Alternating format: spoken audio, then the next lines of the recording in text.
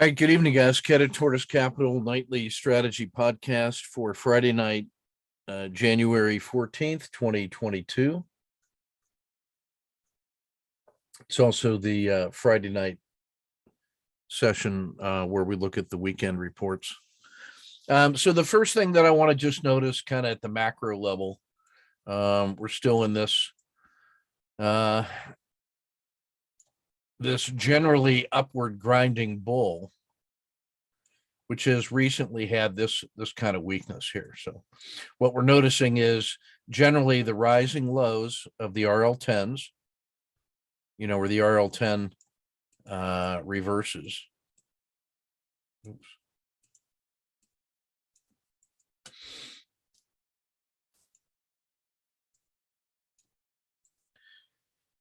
This is where it was supposed to recover and then continue up this way, but it didn't. It gave us a bit of this downward move, which now is causing that, the RL10 immediately reversed itself and gave like a collapsing dragon with a gap down today.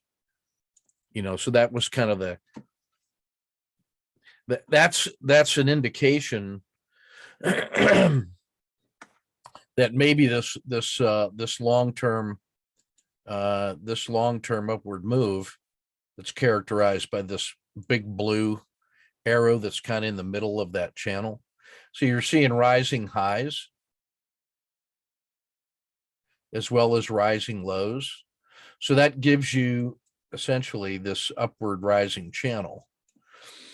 So the first time that we've seen that not be the case was a few days ago, earlier this week, where the belly of the RL10 had kind of flattened out and started to work its way back up. And then we got this sharp move down. And then today we got the gap down, and it was poised for what could have been, big run down through the 10-day low, down to the 30-day low and the Z3 and big time red Niagara. Okay, so it didn't quite do that, but going into the weekend, that's definitely something that we've got to contend with in our sense making. The one piece of evidence that we have from today was that we had a gap down. It found support right around the Z-1 and then reversed and closed back up basically for a flat day, and which sets up our little critical state range box once more, in which we're prepared to go to the long side if it breaks out if we get an orderly open like we talked about this week, ready to go to the long side. Then if it breaks above the Bollinger Band mean at about 468, I'd be willing to put a second position on as it gets through the dragon, then through the descending PSAR. And then if it gets above that, the upper skin of the dragon and that little peak right there, then a third position as it moves to fair value at 477. And then, of course, if it gets above 480, it's all things bright and beautiful as it takes out the 10-day high.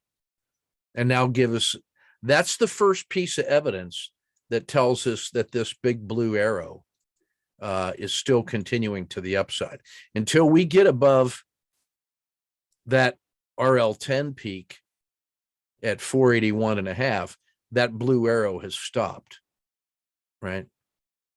It takes getting above that blue arrow for us to consider this to be a continuation of the bull. Everything else is tactical moves inside the range from the all-time high to that 30-day low, which is way back in here. So for that to be a continuation, it's got to get above 481. But there's a lot of room in here for tactical trading. So with our tight little critical state risk box, the least probable thing is that this thing just grinds sideways as if 464 is the correct price for the future. And that's why we would be willing on Monday to begin tactically trading north up into the dragon and the Bollinger Band mean, where we pick up a little more confidence. If it gets through that dragon and across the declining PSAR at some point, then we pick up more strength. And then, if it gets above fair value and that all-time high and whatnot, then it can be great.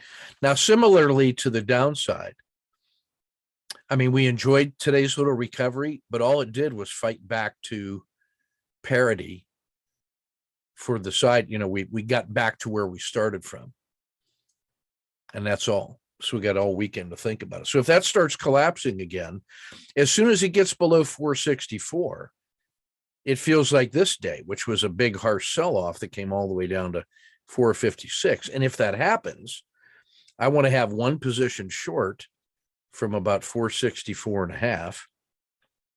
If it gets through this morning's hybrid frog box, remember, so what I did this morning was bracket the open and initially traded down, and it didn't really go anywhere, and then stopped and reversed and then got that little piece. So this really is that was today's turning point.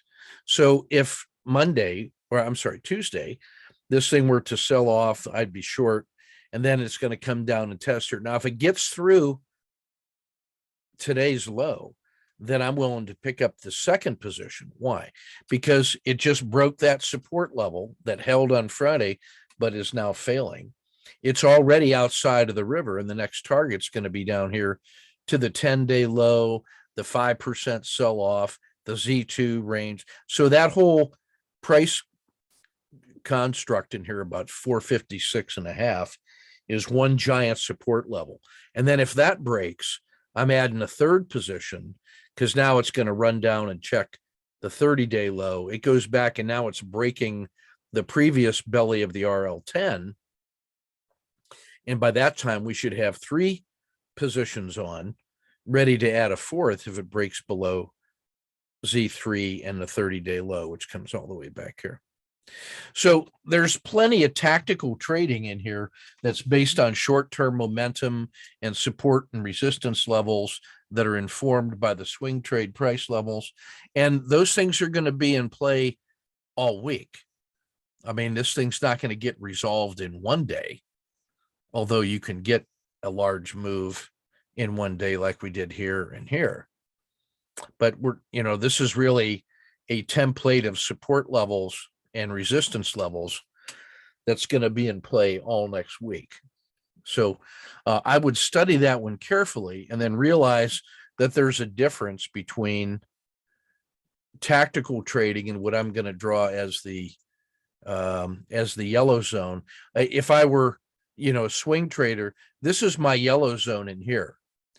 Like, I don't really start picking up enthusiasm for this until it gets out of the dragon and north of about 473. That's where I start picking up good feelings, right up in here, right? And then if it gets above that previous swing high, then I really love it, right? That's what I really love.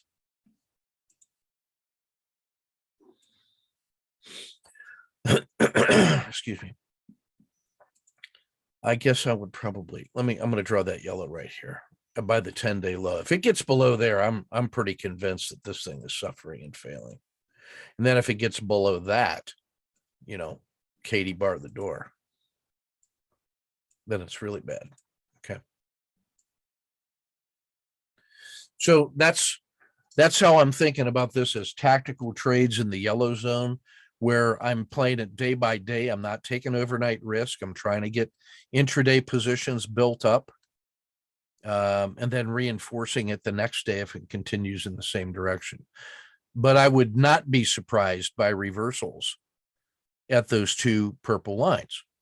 I mean, it reversed, for example, when this sold off to here, it reversed sharply and went to that purple line. And then that reversed sharply and came all the way down here and started to reverse. So Tuesday, I'm not allowed to be surprised if this thing continues to fail all the way back down to here. That's just a 1 day move potentially. But once it gets below that level, then it's really then it is really this red zone and big fail. Similarly, this is just tactical trading in here, 1 and 2 positions until it breaks above this price level and it's out of the dragon and going. Then I'm really feeling the long side, and it's coming back supporting this big blue arrow. And then if it gets above this all-time high, then that's where it's great. So that's what I mean by tactical trading and short-term trading that's based on momentum versus swing trading based on measured support and resistance levels. Okay. Let me know in chat if that was helpful.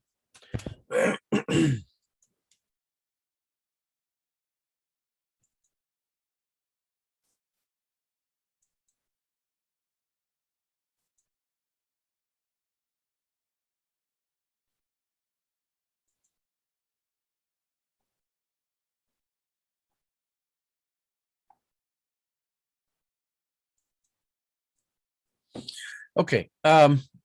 Let's look at our sectors now. So the S&P today was basically flat at 0.05 in the green, and it fought its way back from a big gap down and worked its way back up to get back to flat. So that was an intraday recovery. But the initial impression of that day was down large and getting bad. The recovery happened based on strength in IWM, the small caps at 0.14 and tech at 0.6. There was weakness in the emerging markets, which were almost flat at minus 0.04. Diamonds did not recover as well, being down 0.56. And then treasuries had a bad day again at minus 1.5. So this actually supports the idea of a continuation to the upside on the basis of tech and the small caps. The fact that treasuries gave up some ground today, and then the speculative indexes of the Russell and the Qs, that is hinting at a stronger day on Tuesday for tech. But we're 3 days away from it, 3 days in the news cycle, in a long weekend. So miles to go before we sleep. All right, let's take a look at the downside suffering. Mexico was down a fraction. Moonshots down 0.21. Clean energy and consumer discretionary down 0.49. Precious metals down 0.6. Materials off 0.85, so they were not able to hold above the market. So that's feeling like they're full. Marijuana, lumber, finance down 0.9 to 1.2. VXX gave back 1.5. And so that also supports the idea of an upside move next week when people are not willing to pay a premium for portfolio insurance. Lumber down 1.5, the other lumber, I should say. And then individual targets. Simon Property Group, the commercial real estate, 4.5. Squarespace financial disruptors off 2.6. PayPal, the disruptor, 1.4. Robinhood, the disruptor, 0.85. They're all getting disrupted to the downside. Now our metals, TX and Cliff down 0.75. U.S. Steel off a fraction at 0.12. John Deere finally underperforming at 0.22. I mean, they'd been living kind of a charmed life there.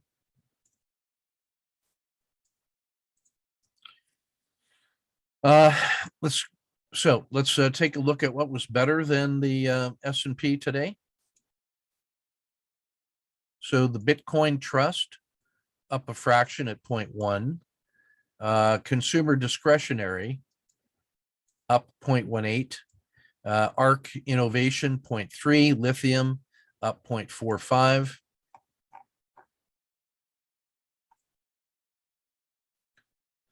Blockchain 0.6. The Bitcoin futures 0.8. S&P tech 0.81.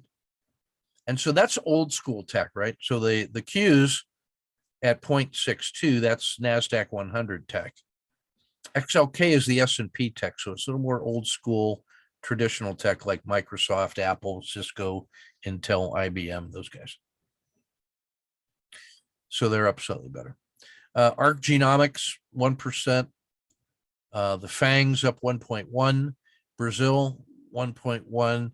Agriculture, blended commodities, Ethereum. The large cap blended crypto, 1.87. Energy just crushing it with 2.35. S&P biotech 2.4, oil itself 2.9, and XOP, the oil exploration, 3.1. That's just the pure inflation play right there. Individual targets, Microsoft 1.7. We mapped that one yesterday. That is a nice intraday move. Tesla 1 3/4 up to 1050. Devon Energy being pulled along by energy sector, not quite as good as the energy and oil, but being pulled along as an individual company. Alcoa was the only metal to buck the trend today, up 1.5.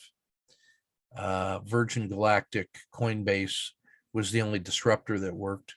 Apple slightly better than the market at 0.5. So this still looks like tech, energy, commodities leading the way going into Tuesday. So I'm going to frame it that way.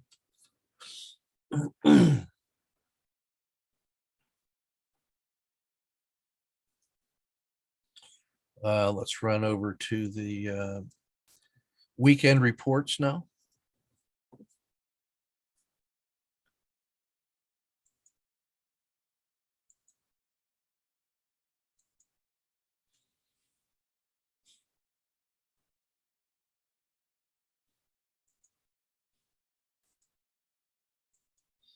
Right, so we are still in bullish normal. Our oversold conditions improved slightly today to just low end of neutral. Long term, we remain kind of bullish, 30 days and beyond. That's the big blue arrow, by the way, that we saw. This is that swing trade temporary weakness that we have been programming for and accounting for, right? Oops, sorry. The trend relative to the 200-day moving average is still bullish, but it's in the red. We're only 3 1/3% above that 200-day, above the entry into sideways markets. So that's important. The risk Z still risk on, but at only 0.19. We're almost back to the zero line and getting ready. And so that tells you that after this nice run up and then roll over, that we are perched on the edge of catastrophe, and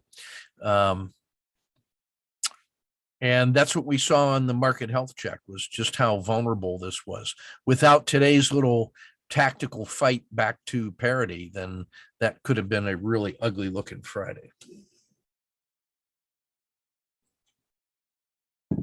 Sort of reinforcing that point, the theoretical exposure in ETF2 is only 30%. Only 3 of the 10 global indexes are above their 4-month moving average. So this is not a market that model was telling you that you got to hurry up and get into. It is very cautious. I take that one pretty seriously on a week-to-week basis. Do I want to add new longer-term money in? I do not at 30%, with only 30% strength. In the blended monthly rebalancings, we're still holding. The next formal reevaluation is 1 February. This month, we are holding real estate, tech, and the S&P, and those all feel good. In ETF 22, it's tech, consumer discretionary, and materials. That feels pretty good. And the same thing in ETF 32. As of today, the leading contenders are still all the US, the S&P, tech, and diamonds. In the ETF 22, notice the strength in energy, consumer staples, and then tech. In ETF 32, it's rotated to energy, oil exploration, and S&P staples. So I use that as a weekly guide of which sectors I want to concentrate on. So in this case, what I'm seeing is that rotation to energy and away from materials is part of the, when I look at the baseline holdings at the start of the month and now what those holdings are, that gives me some insights into what sectors I want to be looking at. Okay. So that's how I use that. Whoops. Sorry about that. Accidentally hit page way down.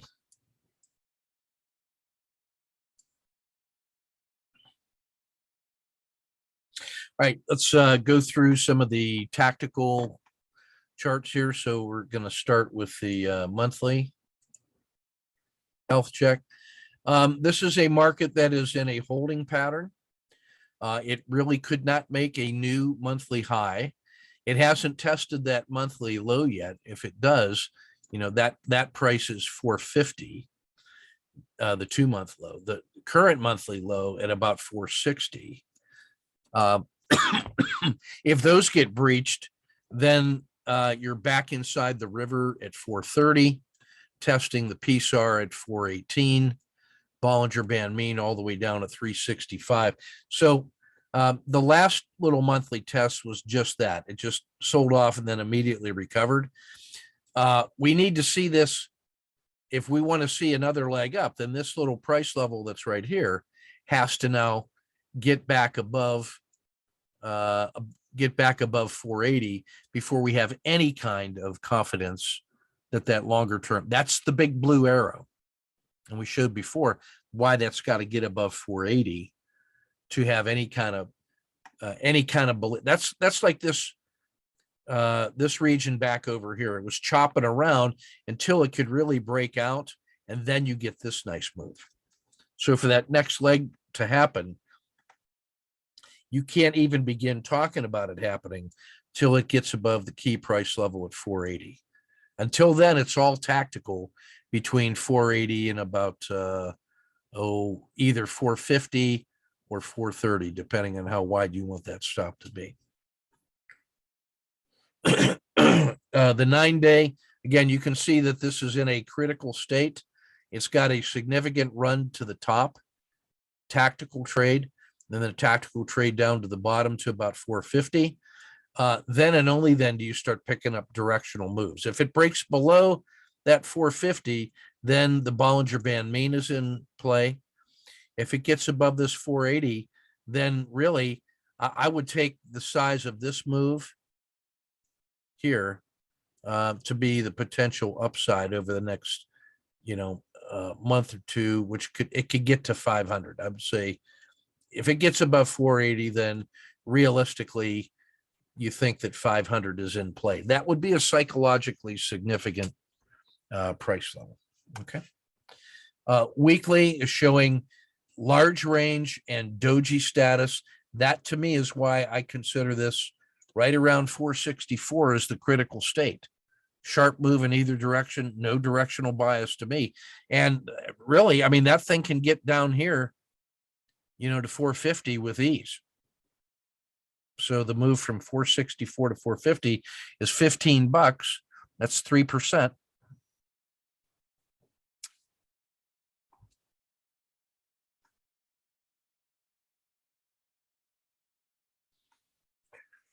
The 3-day, and this is really just today's little price action that made some kind of recovery, but this is not out of the woods by any mean.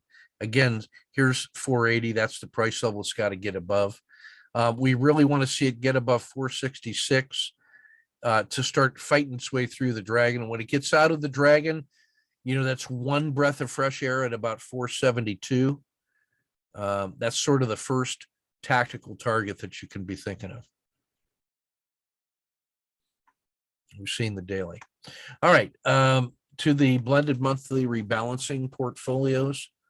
The only symbols that are above their 4-month moving average, that's what this one gives you, is the MA signal. All of these that show cash, that's because they are below their 4-month moving average. And what we've learned that long-term, just wait.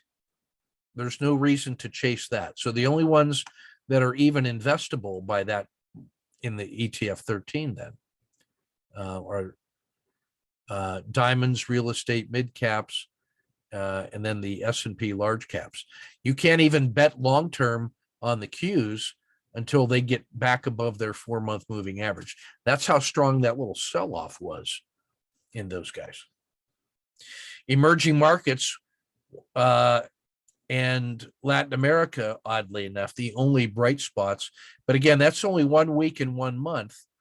And that's basically just a rebound from dramatically oversold conditions on a relative basis. So there's nothing that's been proven yet on that's any good.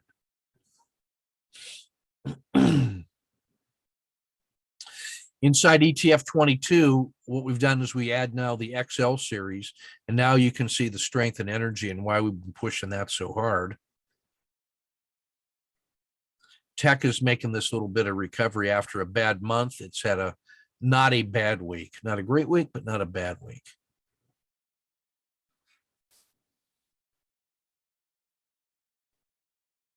Here's that little bump again in emerging markets and in Latin America. So not much to write home about. This is really just, there's your materials and finance are still on a buy signal. And slightly better than the S&P as the baseline. So I look for the S&P as the baseline. And now you can see which sectors are generally outperforming it. Energy. And when I look at all that green, I just say, is it too late for that party? So I got to be cautiously optimistic about that one. Trade it short term, keep getting paid, try to build swing positions off money that's made intraday on those things. That's my general strategy here. And then I'm just looking for short-term value plays like we were seeing down here in emerging markets and so forth. The one I'm really keeping my eye on for stalking is real estate as the non-equity value play inside that portfolio. ETF 32.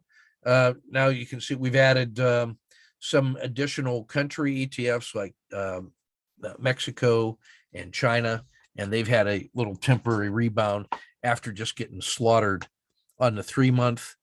On the 3-month and the 6-month, they've just been slaughtered. But this little bit of recovery here feels more like a tactical buy on a fire sale. It's not a sign of a complete turnaround yet. They're still below their 4-month moving average, but it's something to keep an eye on for tactical trading opportunities. Again, just the temporary weakness here in tech, in the Qs, and slightly better in the S&P tech.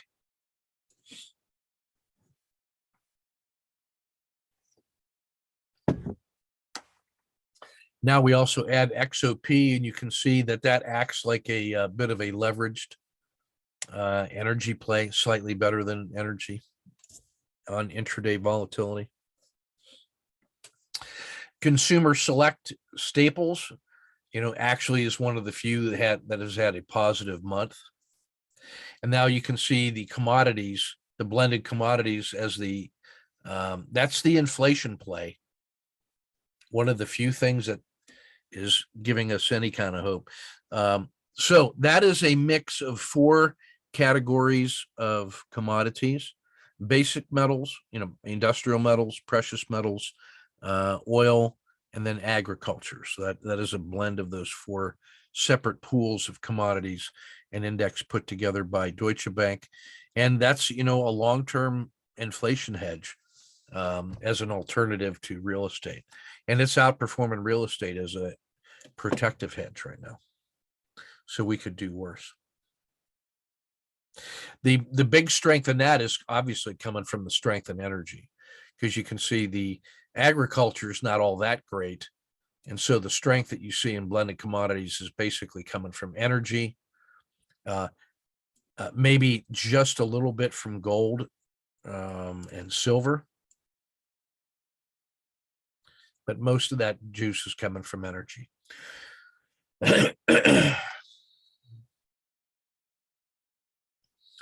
Inside tech, not tech, the Dow 30, I mean.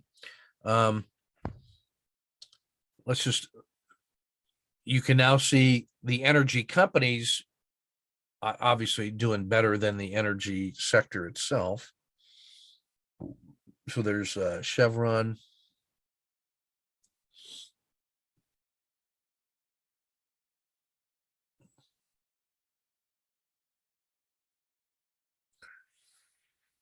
In the industrial space, Boeing having a little quiet recovery, industrial company Dow having some recoveries. This is where that old school tech like Intel doing a little better than the disruptors.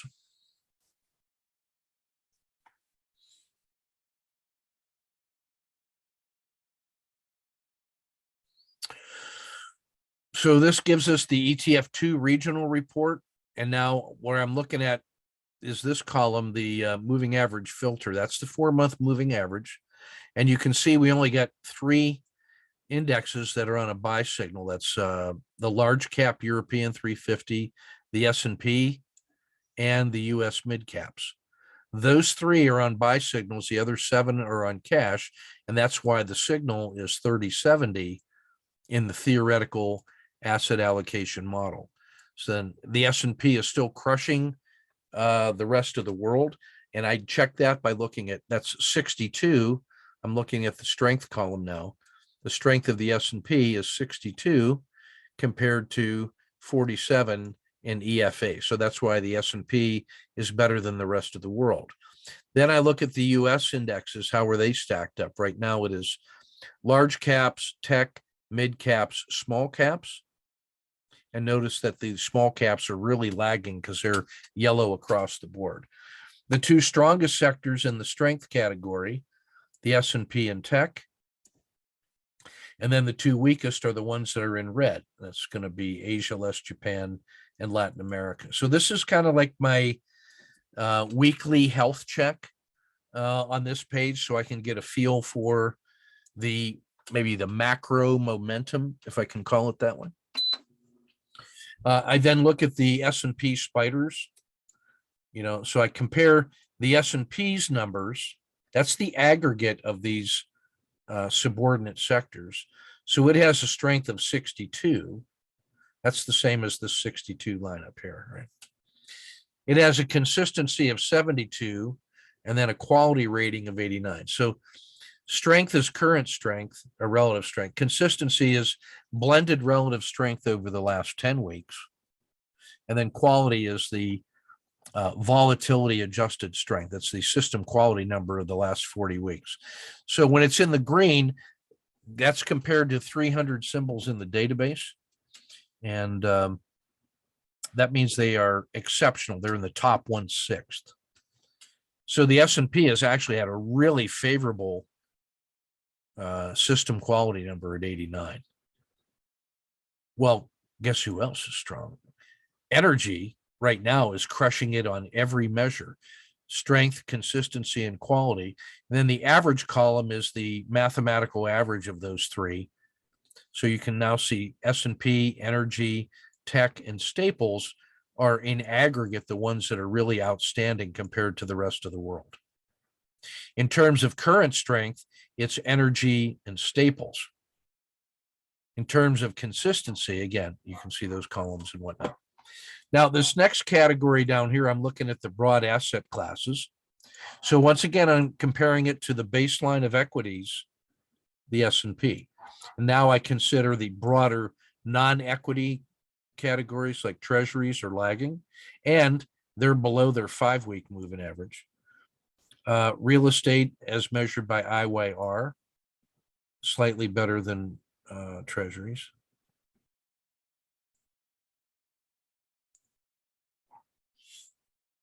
I look at the blended commodities. They're doing very well. Then I look at gold and oil by the same token. You can see oil is really the commodity that's given us strength. So that's how I'm using the ETF2 model, which is its own, it supports its own system, but it actually gives me this kind of week-to-week relative strength measure, and the blended strength and the quality system that gives us a unique swing trade insight. And again, all those numbers are compared against a database of about 300 most liquid ETFs in the world. So we have a broad range of comparison to come up with these stats. All right, then I take the strength column, and then I'm taking a look at the members of the world market model over in this chart. And so I start with the U.S. market in the middle, and again I'm looking at the Morningstar style box inside here. Large cap, mid cap, small cap, and then value, blended, and growth. And up in here, you can see the key. Those are the ETFs that I'm using to represent each of those categories. So the Dow 30 is my large cap value. That's a 54. The S&P is my large cap blend, and then the Qs are my large cap growth, and so on. There's the US, the mid cap blend MDY, the S&P 400. So that's what gives me these numbers here. And you can see, generally speaking, the broad US markets are all better than the rest of the database, with just those two little exceptions of blended small caps and then mid cap growth. But otherwise, that's pretty healthy performance of the US market when you compare it to the Asian countries, which are getting smoked with the exception of Taiwan. Canada and Mexico are doing pretty good because of their commodities, but Brazil is just getting slaughtered on a swing basis. That's so bad, single digit and in the red, that I'm really interested in it now as a washout pattern or as a catfish, right? Selected countries in Europe are doing slightly better than Asia, all other things being equal. And then I come up here to the other asset categories, right? And I can see oil is crushing it. Private equity, this is like a hedge fund, smart guys. They're getting slaughtered right now. I think because all those guys are chasing Kathy Wood in ARK, and I've just gotten bit by the Bitcoin bug and are getting slaughtered. U.S. real estate on this relative basis, not doing too bad. That's why I'm still interested in it as an alternative to equities. And then commodities are just doing well because of that, the inflation play, right?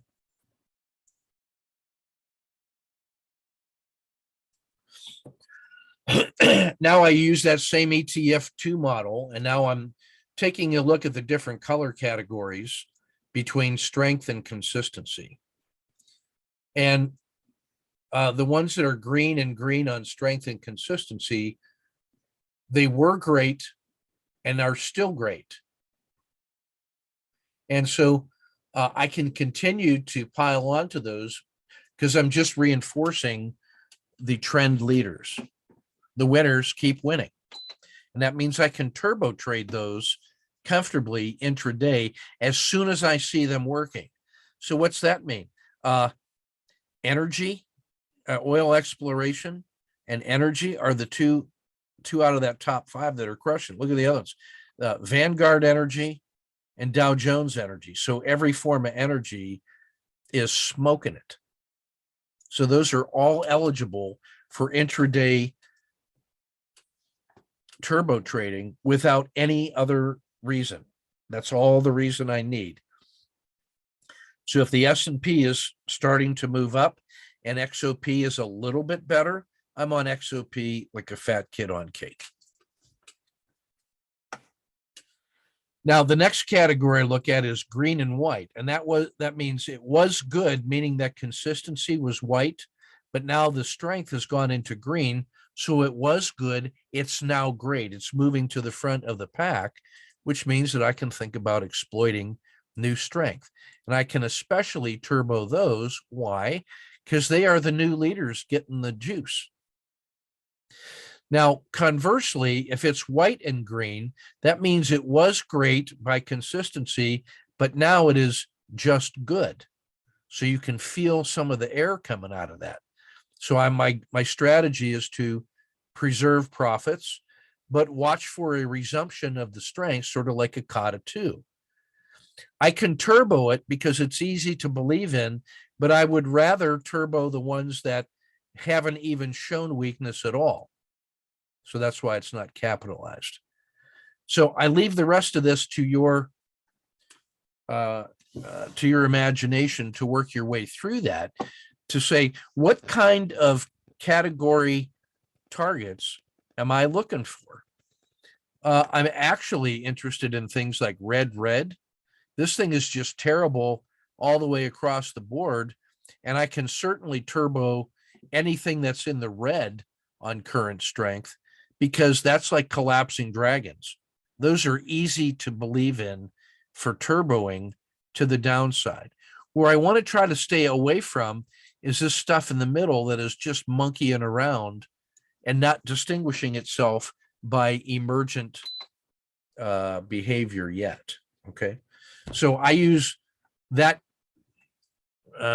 color coding strategy as a way to quickly sort through hundreds of possible candidates in the ETFs for trading ideas. Also, by looking at this chart, I can now start picking up some of those macro trends that help us get on board the emerging strength early. Okay.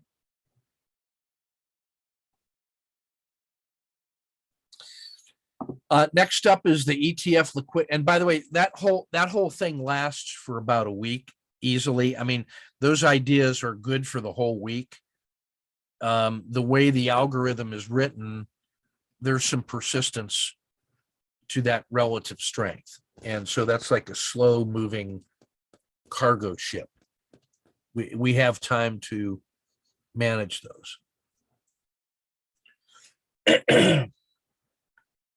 As a dashboard and as a lens and as a strategy, that's kind of useful. All right, next up, I'm looking at ETF liquidity.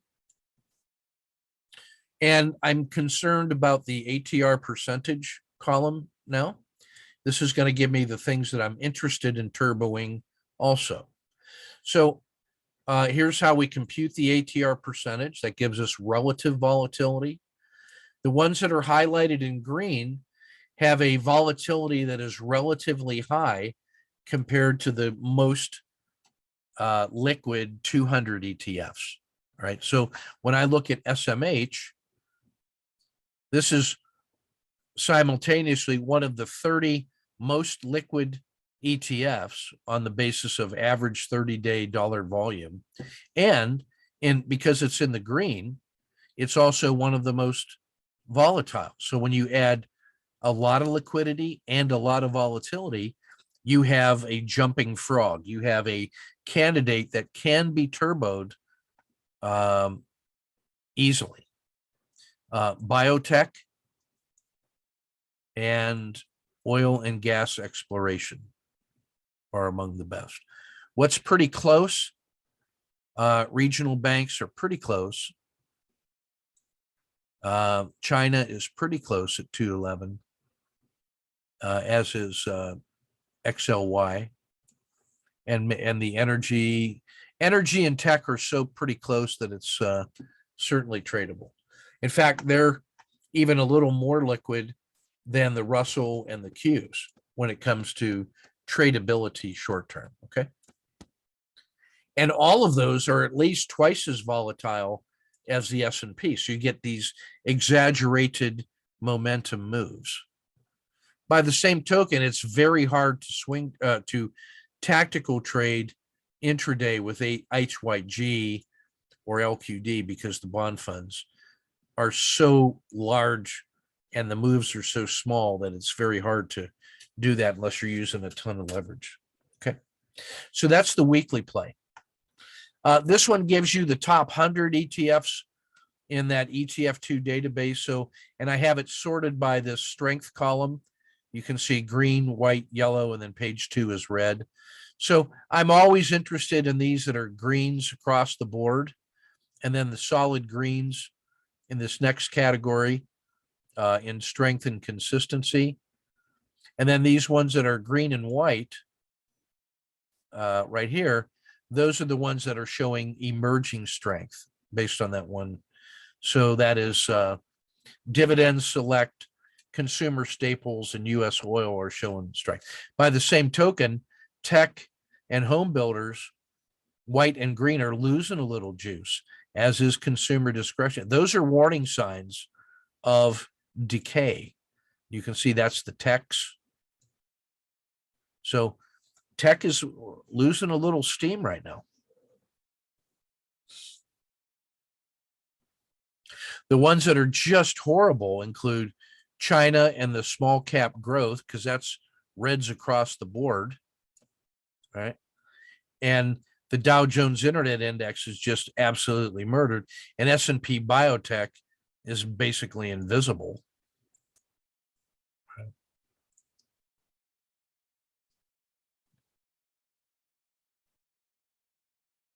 Okay, shifting to the daily report now. I've already seen this dashboard. So bullish normal, recovered nicely at a critical state here in terms of volatility for the risk Z. Latin America and emerging markets are the first candidates I go look at if they start to suffer and if the market gets bad. And you saw how far down the stack they were in that ETF2 database. And just the fact that they are on overreaction signals as potential short candidates make those the easiest candidates to take on the short side if we saw the market going down. Lots of those consumer staples inside here, plus energy. There's oil and blended commodities, for example. And there's still some of that weakness in tech, Netflix, Tesla, NVIDIA, Microsoft. Ton of auto framers today in the Dow. Handful of dojis.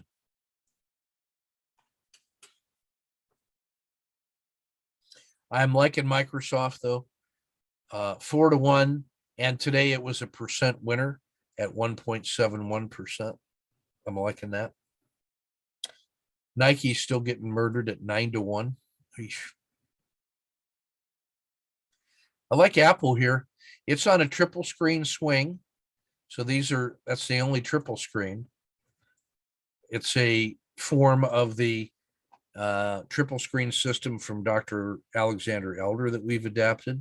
It features something that's in a strong uptrend, has pulled back, and then has one good day of recovery.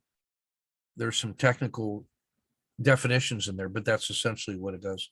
Buying a pullback, buying strength on a dip that has started to resume. It's like being a second mouse.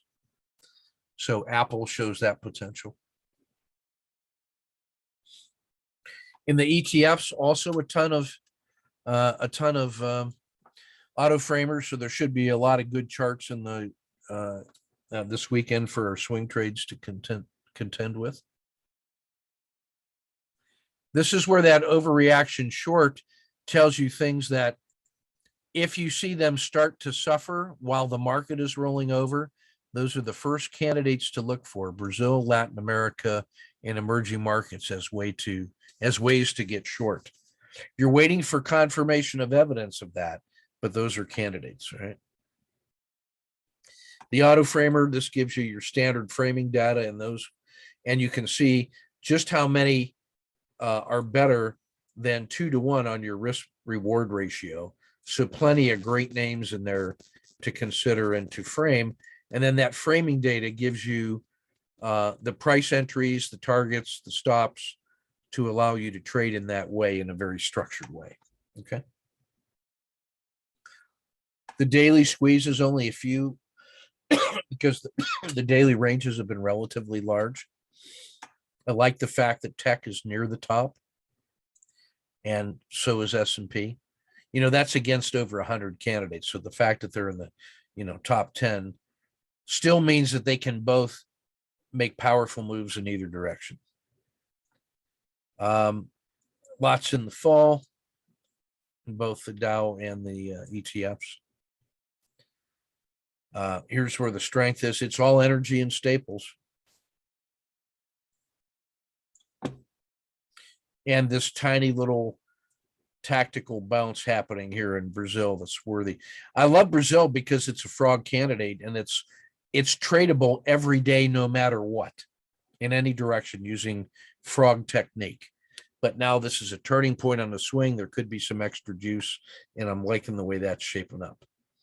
And I'm seeing some defensive strength coming now into those staples at the expense of, I always compare that against XLY, the discretionary. You can see that staples are looking a little better than the discretionaries.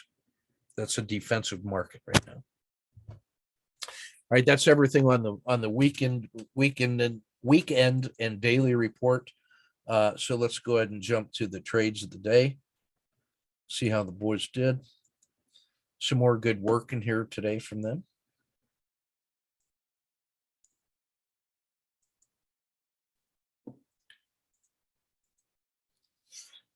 All right, so this is Joe finding the movers in win, and I'm just going to say what I like on this one is the fact that he doesn't even need to stick around for the full 1 hour loss.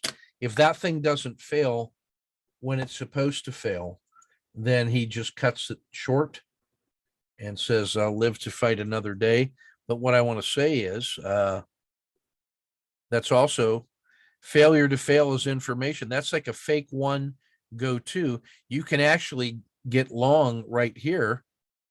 Fake 1, go 2. Even if you waited for this move, you're going to get paid. So finding the mover sometimes means, fake 1, go 2, especially on something that was that tightly compressed. So be mindful of that opportunity.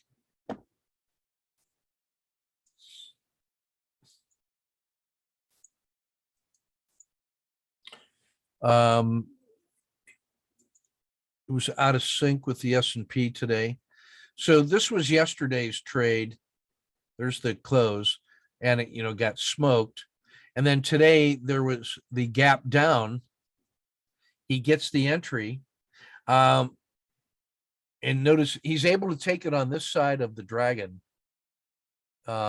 instead of having to wait for this, because the gap down, that's that morning hook. Now, when you get that far and you let it all come back to here, we gave back 50% and then did the stop and reverse. I like that. When it doesn't even get to the VWAP and is already starting to reverse, I think you can get that when it comes out of the dragon instead of eating it all the way up here. So I think you might have been able to keep half of that and then not take half that loss. And then this would be only a minus 0.5, and this would be a 1.2. That's an increase of 1 full R just by that extra tightening up the leaks. But I do like the short, because if that VWAP doesn't hold, this thing is going to come down and test the low of the day, which you're entitled to believe in given the size of those moves. But again, the fact that it didn't says don't stay short a rising tide, because Now, the argument was this thing wanted to get back to here. So I think we may have kept it too long. This short, as it's crossing the VWAP, is a good conservative play. You could actually get that when the PSAR flips, you could get it when it comes out of the dragon, across the Bollinger Band mean, or in the third position when it crosses the VWAP. That's still fine.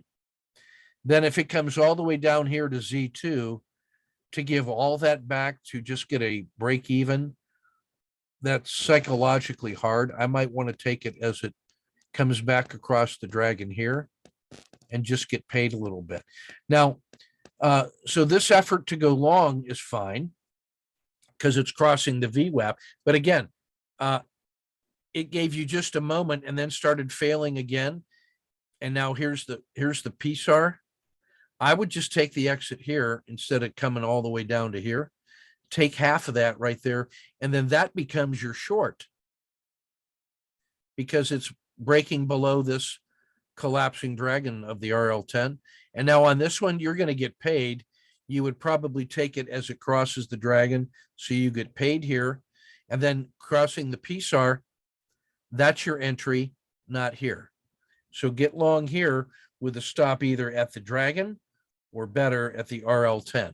Then you get paid probably to here. Now, when this rolls over and can't go further, this is when it crosses the VWAP. That's your short. You would probably scratch here, but when you see that it can't hold over the VWAP and collapses, you've got to crush that short right there. Rejected the VWAP with a lower high and a collapsing dragon, and it wants to come all the way back to here, which is what it did. And then on that next leg down, this is where you get the second position on this one. Now, if it doesn't fail further and PSAR flips, get out of the trade. Get out of the trade. Get out. That's your SSC. This is now a Kata 2. I don't mind getting short here, but if that doesn't work, you got to stop and reverse here and then get paid to here. I don't mind this as a short, but again, when it doesn't work, this has got to be the scratch and stop and reverse for a Kata 2. And there's a second entry Kata 2 here. So we should be about +3 to 4 today. Study this one and let's not get this. There's a half-hour improvement on each and every one of these, which would give you +2, which would erase that. So there was room today for work. We're still looking pretty good.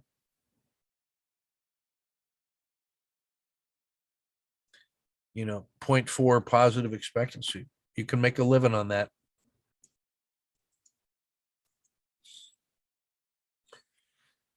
This is work on the frog. I'm not sure you're computing the frog box correctly. The way the frog box is computed is you take the daily range,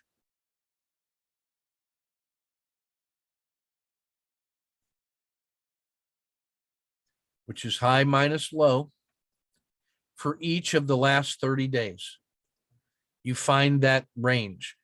Then you take those 30 days and compute the standard deviation, and that gives you the frog box. Now, where he's trading at here is he gets the gap down. He takes on this support level, he gets an entry here, which is pretty darn good. You know, the first entry available was here. Actually, when this thing gaps down and you get that hybrid frog box on here, you're actually short here. You cash and then go long here in the frog system.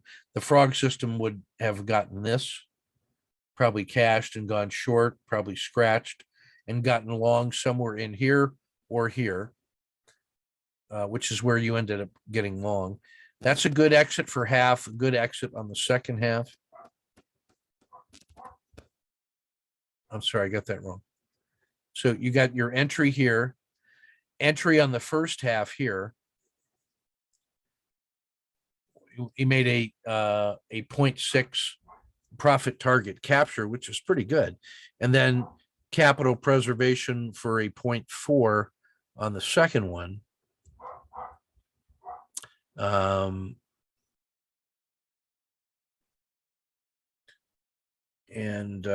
Yeah. So what I just did, no, that's a 0.35.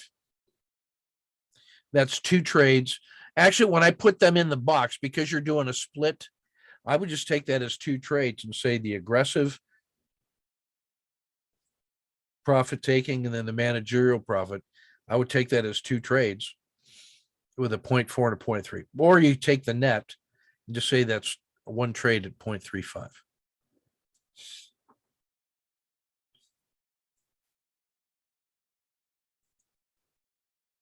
It's a pain to calculate frog boxes manually, so we use spreadsheets or coded in TC2000 to make it easy. And then the TC2000 bundle and the TradeStation bundle and Jeff Bocassio's Our Factory bundles automatically display frog boxes on the charts for you. Makes it easy. The beauty of those bundles is the time that it saves you for doing math. That's where the value is. You already know the ideas. NVIDIA, here's 1.5R. A high, a lower high, PSAR flip and short. Cash is to get paid. And then I'm taking this as he's doing the paper trade practice on it. But dude, that when that doesn't even get through the direct, you automatically get short there. And then this is a second position. That's a third position. And all of them get out here. And that would have been about 6R on that leg. And then here's your SSC entry after a PSAR flip and an RLXD. Now you get paid. That's perfectly executed. This is a very reasonable short on the PSAR flip, a great cash. I'd have been tempted to try long. And then I would also be tempted to go long here on the SSC, which would have also. Ken H, there is the frog quality number is only one of the things that we look at when using frog targets. There's about 5 or 6 different categories of things that we can use frog boxes for. Like what a frog quality number that's greater than 3 simply means that the volatility is so small that if it just makes a average range, we're going to get 1, 2, 3 potential moves to the upside of a frog box. If you're using a hybrid frog or half a box, then you could get 6 of those boxes to the upside. So that's just on the basis of relative volatility. But what we want to do is get something that not only has compressed into a critical state from volatility, but also has something like a swing trade signal generator on this side. Like it's at a 10-day low. And then so it's poised to make a strong move in either direction. So any swing trade signal plus a frog quality number greater than 3, we're starting to stack up reasons why we want to trade that intraday. But the FQN greater than 3 is just one of those. It gives you something that says, hey, this thing has been very volatile and has now compressed to such a tight range that the frog box is small. And a lot of times that will lead you to volatility breakouts. But I'd like to have, again, a swing system reason to trade it, or like in the S&P, we're at a critical state ready to break out on the basis of the multi-time frame, multi-lens analysis. When you get all of those things plus an FQN greater than 3, now you've stacked up a lot of good reasons to want to trade that thing intraday. And, the final one is, if it's already a known frog champion, as I've briefed before, those are just automatically great to trade because they have very directional moves intraday. So even if the frog quality number is not high, the fact that it has exceptional signal to noise, that it makes large directional moves, that's a good reason to trade it with the frog as well. So it doesn't have to have a frog quality number greater than 3, but that helps. That's just one of the ways that we can evaluate those candidates. That's an example of not just trading the frog as a mechanical system that takes no other information, but using that as part of a hybrid approach that starts looking at bundling all of those reasons together into really good targets, and then combining the best of all of those to get very easily managed risk and reward in critical states. I take the top level idea of find critical states, and one of the ways that we can measure that is the frog quality number. Fully explained in the foundations course and the day trading course and the hybrid trading course.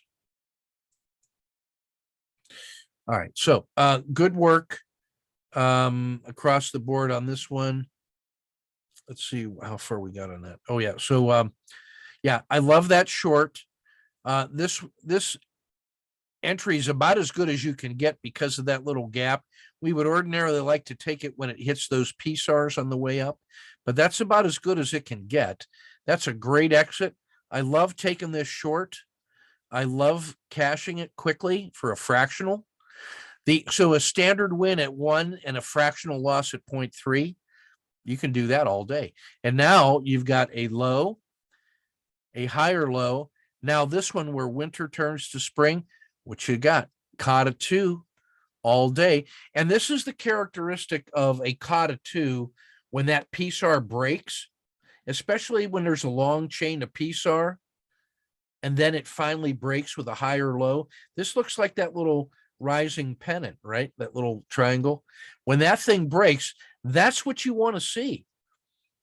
When Kata 2 and SSC works, it is normal to get 2 or 3 bars of a burst right in a row. And remember, this is on 3-minute charts. So that's 10 full minutes of nothing but buying. You're not going to lose money on that trade.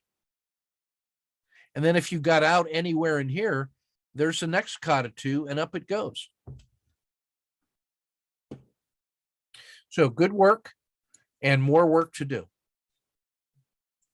Really good work. Now, I want to say something on the Kata 2 or the SSC Kata challenge.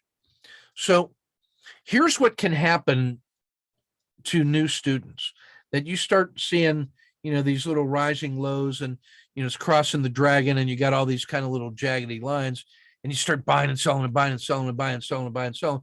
And you lose sight of the fact that what makes the SSC so strong is the fact that you got to see a powerful downward move and then the reversal, then you get this, and then up it goes, and like this, and like this, and then, oh, like this. Where were we on this trade?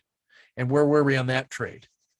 So what you do with this rule set of the SSC Kata is that you only trade the long side and only the SSC Kata.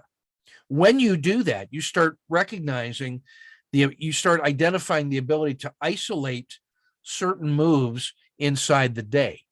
And then you will see what that trade set, what those trade rules get you, but it also shows you what you don't get. And they say, well, how would I get those? Oh, you can start now seeing Kata 2. And now you can see that he's computing various trade patterns that he's looking at making discretionary moves on. Like, for example, if he just took the pure Kata, SSC Katas and takes the exit over here at the PSAR, He doesn't get the sniper exit here. He would have to wait for that thing to come back to here, probably, and get that exit. So the fact that he's able to now recognize, oh, you know what? There are actually some times when I want to take sniper exits to lock in exceptional gains, that protects me against this one. And he took a sniper exit here after he had already had 2R in hand. And so it didn't have to come all the way back to the PSAR. So now what you can do is start, when you start seeing what the pattern will, what the rule set will give you, you can now say, oh, when it gets beyond Z2, don't give back 3/4. Now you don't have to wait for a 2R extension to get the sniper. If you see that kind of a move beyond Z3, right at the same price level where it failed yesterday, and it starts failing, you can take half of that instead of waiting for the rule set. So what the kata will do is force you to stay disciplined and pay attention to the rules and take your emotions out of it. And then you will start seeing these patterns as they're forming, because the rules free your mind from chasing every little fish with your judgment. Is this the time? How do I feel? What should I do? No, get rid of all that. Structure your trading with rules. See what the trades get you, see what they don't get you, and then see how you can add to those rules in a disciplined way. And then you will dramatically improve your ability to trade systematically. And then you'll be capturing these beautiful trades. Good work on that, though. And it made 5R.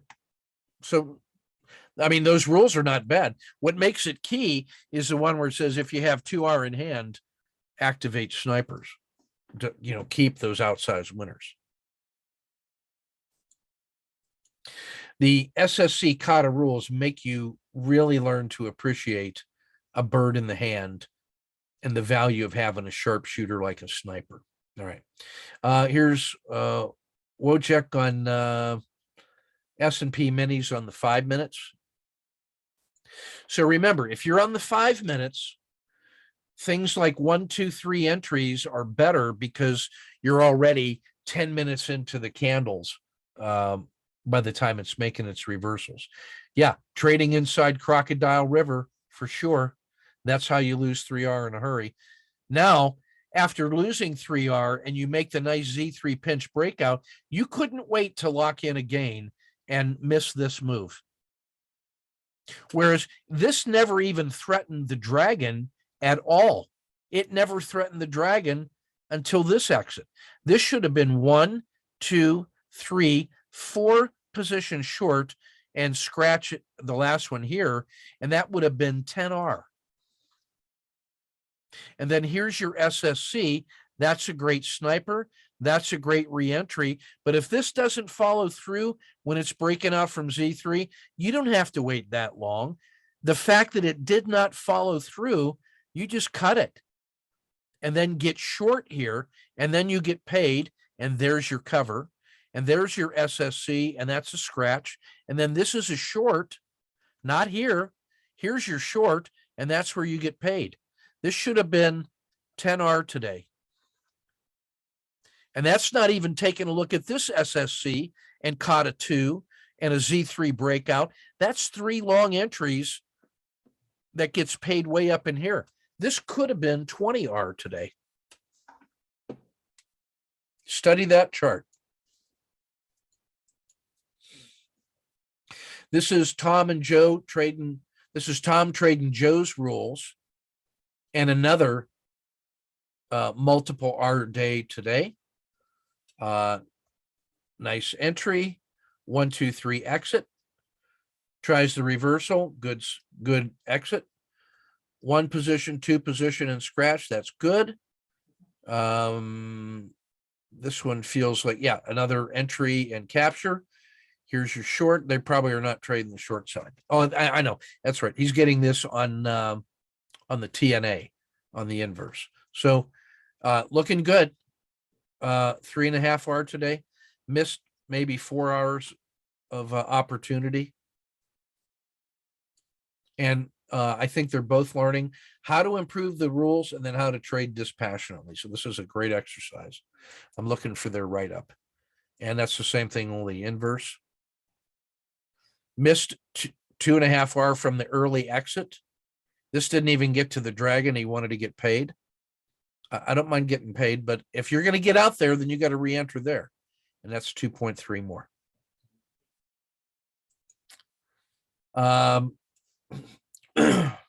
Luke with the Aussie dollar. Man, I can't wait to see your histogram, dude. You are crushing these things. Don't take that seriously and don't let it go to your head. Good. I want you to scratch here. And I think you did. That's good. Short. And now he kept 1/3, but that moves so fast. Except you're on 5 minutes. That's a 10-minute move, and we still only kept that much. Keep more. As soon as it gets beyond as your rule, when this thing goes beyond Z3, put Z3 as your exit. So if it comes back and crosses the Z3, you get out here. Guess where this one gets out? This one would have gotten out here. And you capture that, and you capture that. This 8R should have been 15. This is pretty good. A fraction slow on the re-entry. And then above, we gave back a lot. A little slow on the re-entry. This is 5-minute bars. So we could have a better entry there, I think. Good box. Now this one, really? You're going to give back that much? That you gave back 60% of that move. And then re-entry was slow. Good hesitation to not add the second position. Of course you wanted to take that. That's still pretty good. Great stop and reverse. I might have tried a second position here when it comes out of the river and it turns to winter. And then I would then immediately scratch here instead of here. That's a pretty good reentry. And again, beyond Z2, even if you take the edge of the river, so it goes beyond Z2, only give back one Z, and that's here instead of here. Pretty good entry, letting it fall. On this one, when this turns to winter and breaks below this dragon, that's where your second position should be. Then when this one doesn't rebound but rolls over, I think you could think about a third position there. And this one could have been 9. Yeah. So I'm going to revise that and say that 8 could have been 20. Makes you feel differently about 8.